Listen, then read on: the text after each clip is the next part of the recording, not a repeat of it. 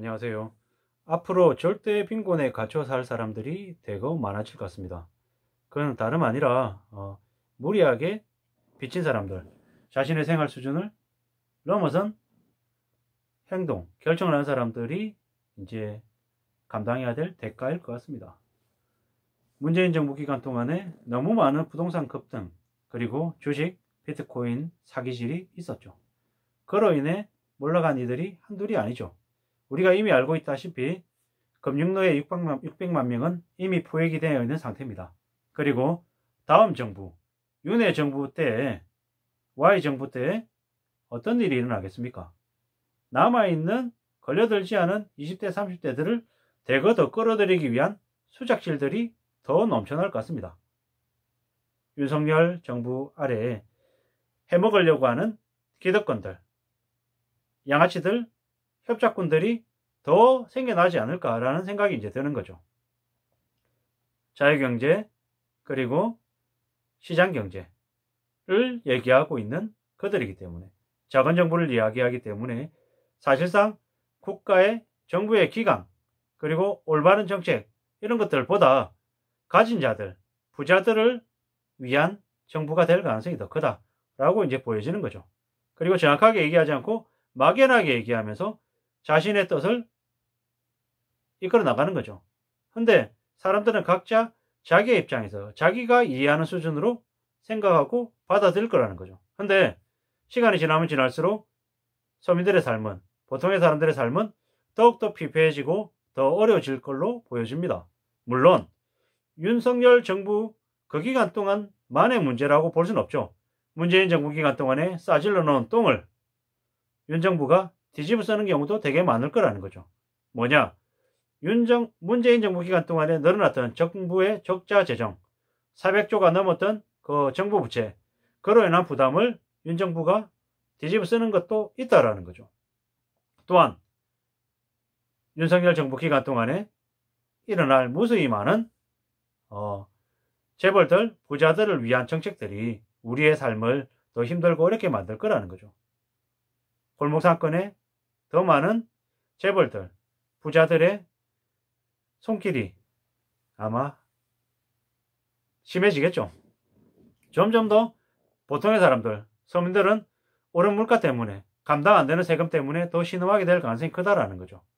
이미 그걸 모르는, 그럴지 몰랐다라는 그런 무수히 많은 사람들이 직접 겪으면서, 현실을 맞닥뜨리면서, 뭐가 문제가 있구나, 심상치 않구나, 어렵구나 라는 걸 겪을 거라는 거죠.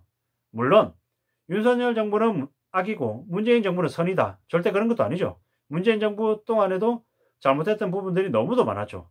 그리고 그러한 부분들이 좀 개선되기를 바라는 국민의 민심이 윤석열 정부를 탄생시킨 게 했다라는 거죠. 근데 윤석열 정부의 아래에 있는 많은 사람들은 과거 이명박 정부 시절, 그리고 박근혜 정부 시절 일하던 사람들이 대거 포진되어 있다라는 거죠.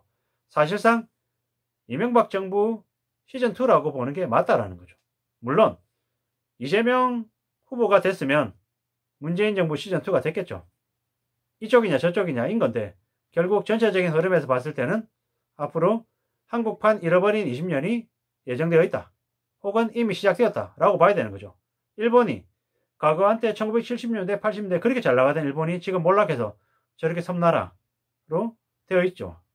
청년들이 희망을 가지고 열정을 내보이지 않고 애늙은이가 되어 있고, 더 이상 노력하지 않고 기대하지 않고 바라지 않는, 정치에 혐오를 느끼고 기득권대로 살고, 정말 계급이 고착화되어 있어서 하층민들에 대한 삶은 더 힘들어지고 더 빡빡해지고, 권력을 가진 자, 힘 있는 사람, 부자들만 살기 좋은 소수의 나라가 돼버렸잖아요.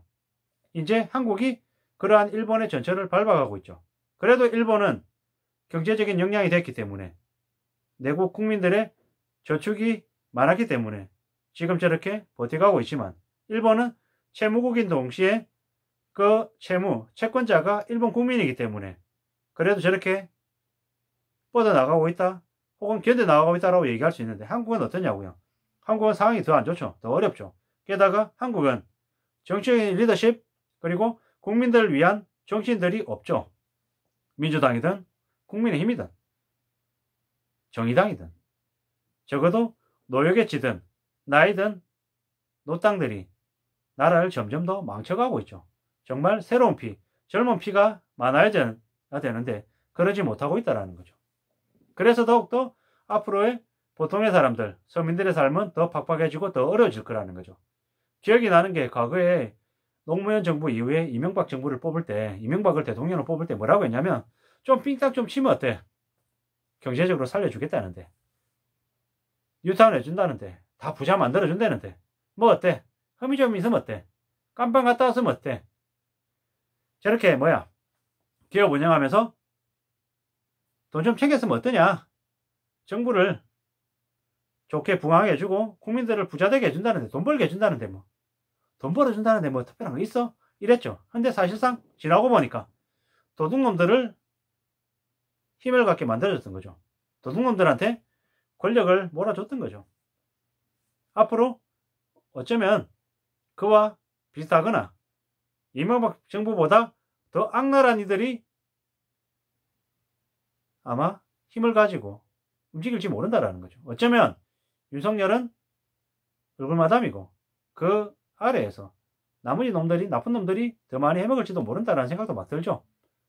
어쩌면 윤석열이라고 하는 이가 대통령이 돼서 좀 더 시원시원하게 좀 더 나은 정책을 펼칠지도 모른다는 생각도 있죠. 근데 디테일은 어디서 나옵니까? 같이 일하는 사람들에게서 나오죠.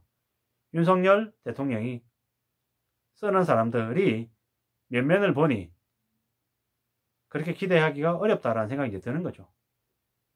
참 말이 안 나오는 사람들이, 어이가 없는 사람들이 자리를 다 차지하고 앞으로 실력을 행사할 것처럼 보이니 한국의 경제가, 한국의 상황이 더 암울할 거라고 보여지는 거죠.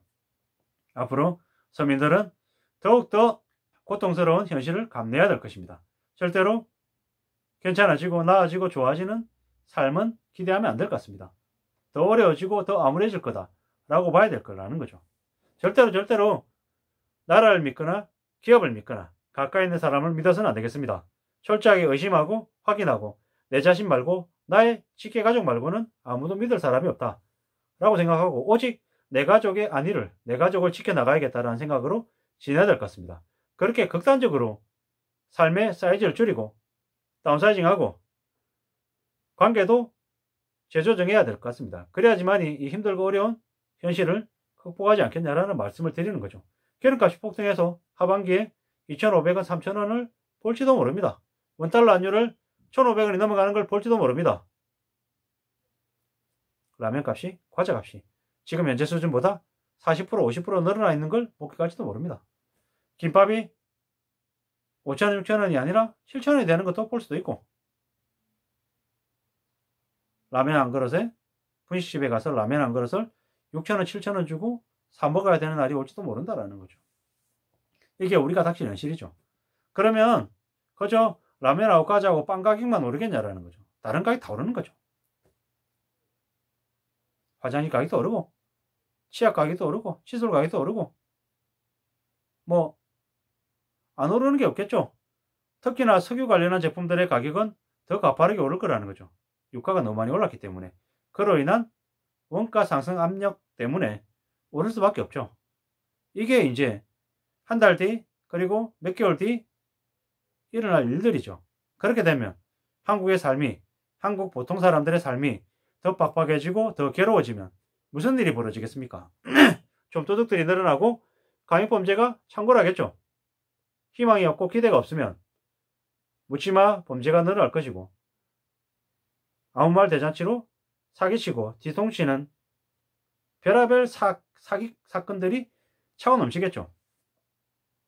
보통 사람들이 악마가 되고 보통 사람들이 범죄자가 되는 일들이 차고 넘치겠죠. 권력을 가지고 있는 이들은 하층민이라고, 버러지와 같더라고 사람으로 안 보는 개돼지로 보는 보통의 사람들이 점점 더 힘들어진다라는 거죠. 절대로 괜찮아질 수 없다, 나아질 수 없다, 희망 같은 거는 품지 않는 게 좋겠다.